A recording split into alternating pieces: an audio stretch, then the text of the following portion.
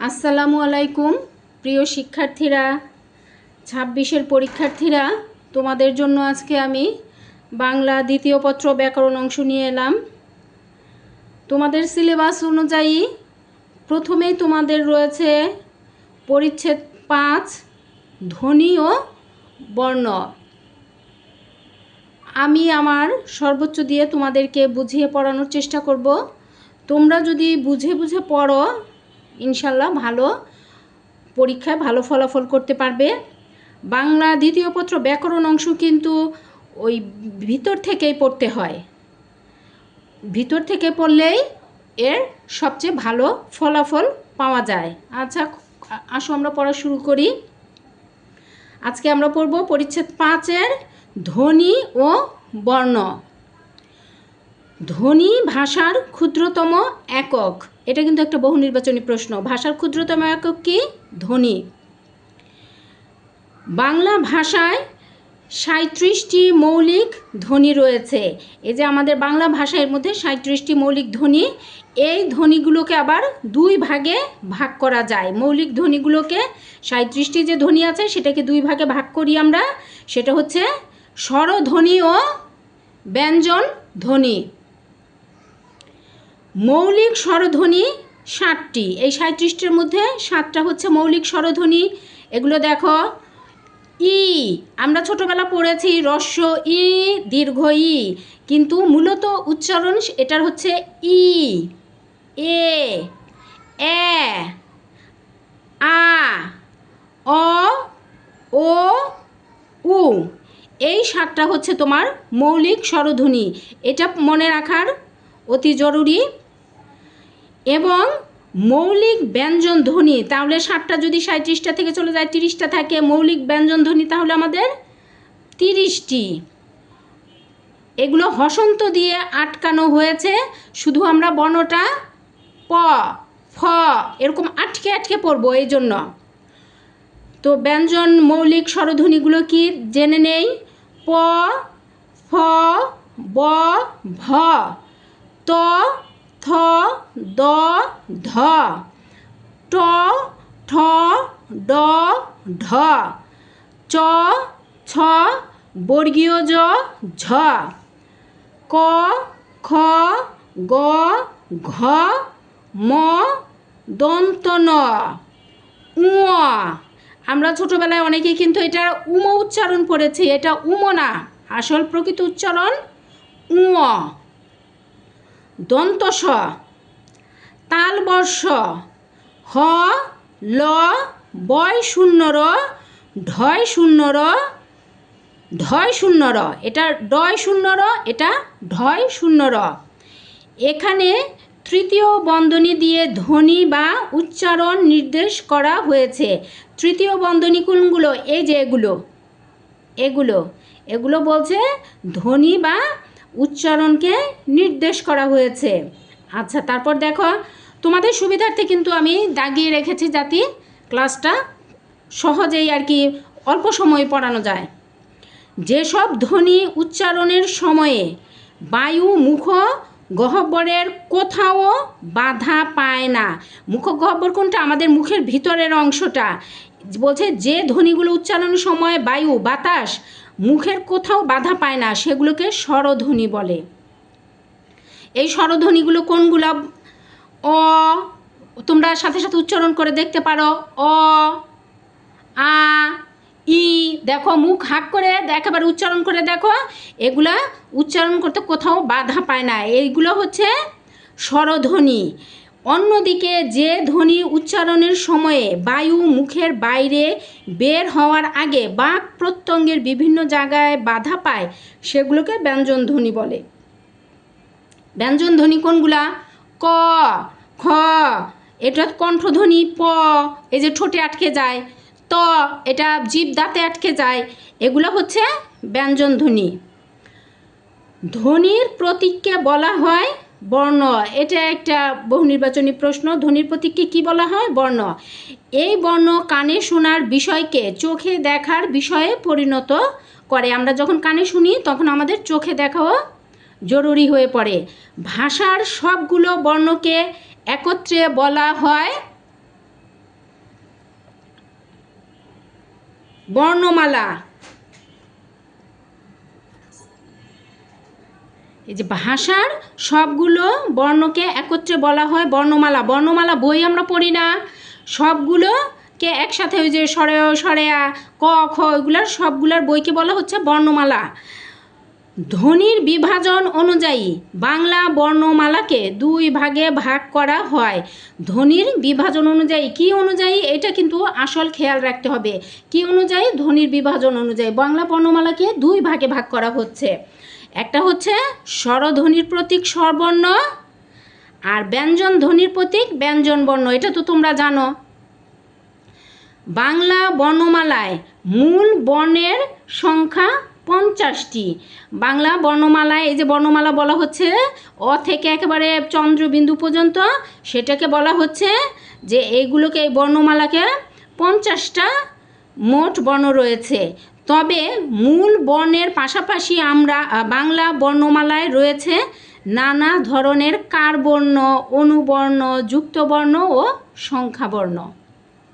আচ্ছা, মূল বর্ণগুলো স্বরবর্ণ ও ব্যঞ্জন বর্ণে বিভক্ত।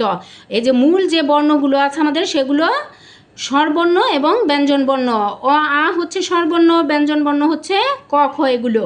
আচ্ছা, স্বরবর্ণ, এই যে দেখো স্বরবর্ণ আমাদের অ আ ই ই, উ উ, ঋ এ ওই ও ঔ, এই 11টি হচ্ছে স্বরবর্ণ।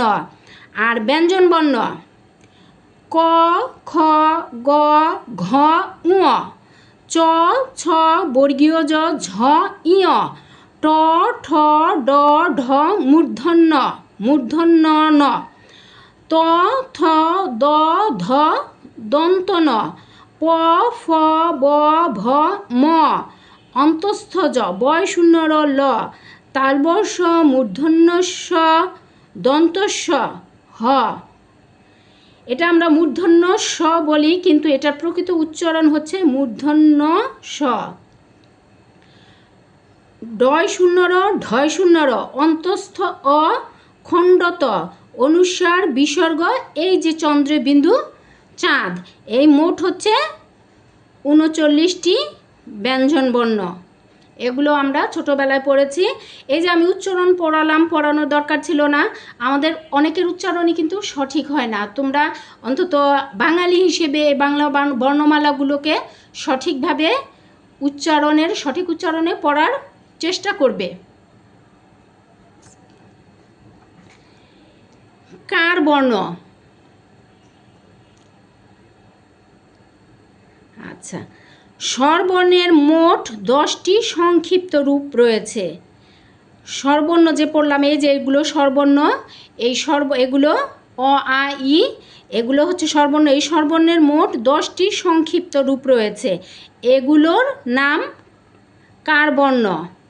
এই কারবর্ণগুলো কি দেখো, এই যে আকার, হ্রস্ব ইকার, দীর্ঘ ইকার, রসুকার, দীর্ঘকার, ঋকার, একার, ঐকার, ওকার, ঔকার। এই কার বর্ণের স্বতন্ত্র ব্যবহার নেই, মানে এই কার বর্ণগুলো একা একা ব্যবহৃত হতে পারে না লেখায়। এগুলো ব্যঞ্জন বর্ণের আগে, পরে, উপরে, নিচে বা উভয় দিকে যুক্ত হয়। এই উভয় দিকে যুক্ত হওয়া মানে এই যে ওকারগুলো, ঔকার, এগুলো দুই দিকে যুক্ত হয়। নিচে হয় রসুকার, দীর্ঘকার, ঋকার, আগে হয় একার, পরে হয় আকার, এগুলো আর কি।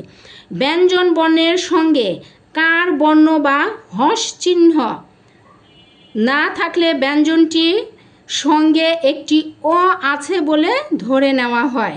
যেমন ব্যঞ্জন বর্ণ কোনগুলো আমাদের, এই যে কখনা ক, এই যে কয়ের সাথে অ আছে না শেষে উচ্চারণে, চ একটা অ আছে না, সেটা কথাই এখানে বলা হয়েছে।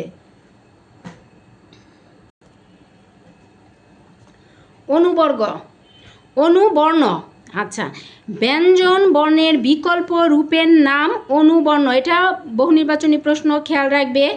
অনুবর্ণের মধ্যে রয়েছে ফলা, রেফ ও বর্ণ সংক্ষেপ।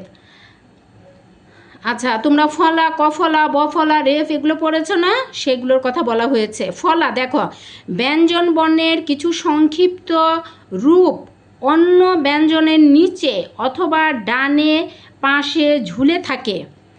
বলছে ব্যঞ্জনবর্ণের কিছু সংক্ষিপ্ত রূপ, এই সংক্ষিপ্ত রূপগুলা অন্য ব্যঞ্জনের, অন্য একটা ব্যঞ্জনবর্ণের নিচে, এই যে নফলা বফলা এগুলো নিচে থাকে না, বা পাশে ঝুলে থাকে, এই যে পাশে এগুলো ঝুলে থাকে, এই যে রফলা এগুলো পাশে ঝুলে থাকে, সেগুলোকে ফলা বলা হয়। যেমন নফলা, নফলা, এই নফলা আমরা এই যে কোনো একটা অক্ষরের নিচে এভাবে ছোট করে ন দেই।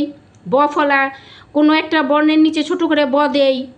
মফলা এই যে ম এইভাবে ছোট করে লিখি, তোমরা তো লেখার সময় এগুলো লিখো, তোমাদের নিশ্চয়ই মনে পড়ছে।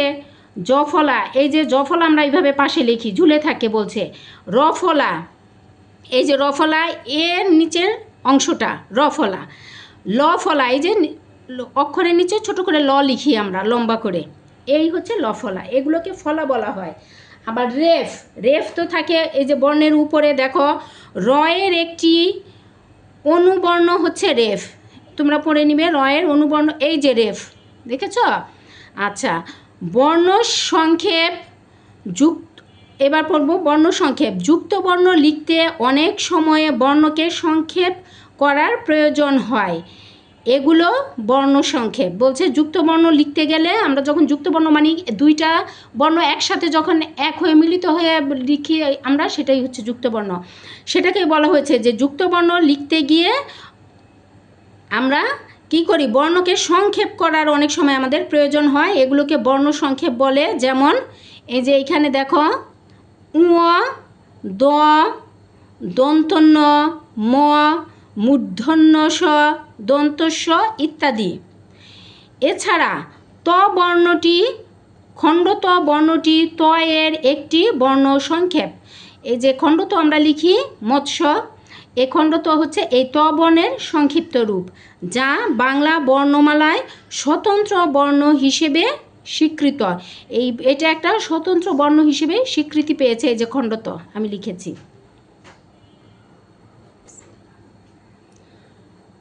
এবার পড়ব যুক্ত বর্ণ। একাধিক বর্ণ যুক্ত হয়ে যুক্ত বর্ণ তৈরি হয়। সহজ কথা, যুক্ত হওয়া বর্ণগুলোকে দেখে কখনো সহজে চেনা যায়, কখনো সহজে চেনা যায় না। একদিক দিয়ে যুক্ত বর্ণ দুই রকম, স্বচ্ছ ও অস্বচ্ছ। এদিক থেকে দুই রকমের হয় যুক্ত বর্ণ, একটা স্বচ্ছ সহজেই বোঝা যায়, আর একটা অস্বচ্ছ সহজে বোঝা যায় না। স্বচ্ছ যুক্ত বর্ণ কয় ট, বর্গীয় জয় জ, জয় ঝ, ইয় ঝ, ড ড, নয় ট, নয় ঠ, মূর্ধন্যয় ঠ, মূর্ধন্যয় ট, দয় দ, দয় ব, দয় ম, নয় ঠ, নয় ড, এটা দন্ত নয় ড, নয় স, দন্ত স, পয় ট, পয় ত, পয় প, পয় স, জয় ব, বয় দ, ময় ফ, লয় ক, লয় গ, লয় ট, লয় ড, লয় প, লয় ফ, তালব শয় চ, তালব শয় ছ, মূর্ধন্য শয় ট, মূর্ধন্য শয় ঠ, মূর্ধন্য শয় ফ, দন্ত শয় খ, দন্ত শয় ট, দন্ত শয় ফ ইত্যাদি। আচ্ছা, অস্বচ্ছ যুক্ত বর্ণগুলোকে দেখি আমরা। এই যে এইটা কয় ত, কয় ম, কয় র, কয় আর যোগ স হয়ে ক্ষীয় হয় এটা। আচ্ছা, এটা ক্ষীয় ম, ক যোগ দন্ত মূর্ধন্য ন স যোগ ম। আচ্ছা, শয় ক, এই যে ক আর স মিলে হয় শয় কয়েস ক। তারপর গ উ, গয় রুসু, গ ধ, গয় ধ, উ ক, উ কয়াঙ্ক, উ গ, উ গয়াঙ্গ, উ বর্গীয় জ ইয়, জ ইয়, ইয় চ, এটা ইয় চ, ইয় ছ, দেখো ইয় আর ছ মিলে ইয় ছ, ইয় জ, এই যে ইয় জ, টয় ট, এই যে টয় ট, তয় ত, এটা তয় ত, তয় থ, তয় থ, তয় র, তয় র ফল আর কি যেটাকে বলি, নয় ড, নয় ড। তারপর এটা হচ্ছে দয় ধ, দয় ধ, নয় ধ, নয় ধ, ব ধ, ব ব ব ধ, ভ র, এই যে ভয় র ফল আর কি। তারপর ভ র উ, ভ্রু, যেটা আমরা উচ্চারণ করি ভ্রু, র উ, এই যে রয় রুসু, র দীর্ঘকার, রয় দীর্ঘ। তারপর হচ্ছে স উ, শয় রুসু, মূর্ধন্য মূর্ধন্য স যোগ মূর্ধন্য স ইয়, হ রস্য উ, হু। আবার হ রি, এই যে হৃদয় লিখতে যেটা লাগে। তারপর হচ্ছে হ ন, হ ন, হয় ন, হ ম, এই যে হচ্ছে ব্রহ্মপুত্র লিখতে যেটা লাগে এটা। আচ্ছা, সংখ্যা বর্ণ, বাংলা ভাষায় সংখ্যা নির্দেশনার জন্য 10টি সংখ্যা বর্ণ রয়েছে। যথা সংখ্যাবর্ণ, যখন সংখ্যা বলবে তখন কিন্তু 1 2 এগুলো আমাদের মনে রাখতে হবে। 1 থেকে 9 পর্যন্ত, শেষেরটা হচ্ছে 0, একক সংখ্যা বিশিষ্ট এটা হতে হবে। 10 হলে শেষে চলবে না। যখনই তোমাদের বাংলা ভাষায় সংখ্যা নির্দেশের কথা বলবে, সংখ্যা সংখ্যা, তখনই আমরা 1 2 চলে যাব 9 পর্যন্ত, শেষেরটা হচ্ছে 0, কারণ এগুলো 10 হবে না, একক সংখ্যা বিশিষ্ট সংখ্যা এগুলো।